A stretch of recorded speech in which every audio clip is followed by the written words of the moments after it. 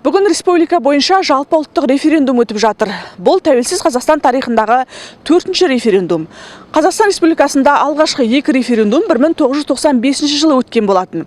Одан кейін 2022 жылы қазақстандықтар ата заңға өзгерістер мен толықтырулар енгізу үшін дауыс беріп, елде референдум өткен болатын. Енді бүгін міне барша қазақстандықтар Қазақстан Республикасына атом электр станциясын салу қажет пе, жоқ па деген сұраққа жауап беріп, референдумға қатысып, өз таңдауларын жасауда. Жалпы Батыс Қазақстан облысы бойынша бүгінгі таңда 500-ге жуық референдум учаскесі жұмыс жасап жатыр.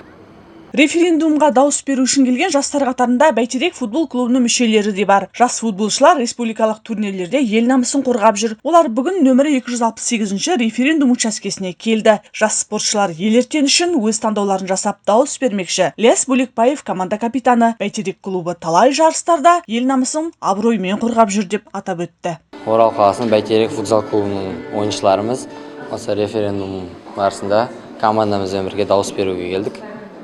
Осы бір күні командамызбен бірге тасада қалмай, еліміз үшін маңызды күн болғансын дауыс берейін деп келдік. Спортшылар үшін де референдум күні өте маңызды күн болып саналады. Бәйтерек футзал клубы U19 командасы Қазақстан Республикасының жеңімпазы болып саналады. Ал бұл қаламыздағы нөмірі 241-ші референдум учаскесі. Бұл жерде Жұлдыз, Самал, Ескі Әуежай аудандарының тұрғындары дауыс беріп жатыр. Дауыс берушілер қатарында кешегі су тасқынына зардап шеккен отбасылардың да мүшелері бар. Учаске төрайымының айтуынша, дәл осы учаскеде адамдардың дауыс беру белсенділігі өте жоғары. Үйден дауыс береміз деген 20 шақты отбасы өтініш білдіріп қойған. 241-ші учаске бұл жаңадан құрылған учаске болып табылады. Қазіргі таңда білесіздер 10-шы шағын ауданында халықтың тығыз қоныстануына байланысты жаңа құрылған учаске болатын. Енді біздің учаскемізде 2300-дің үстінде адам бар.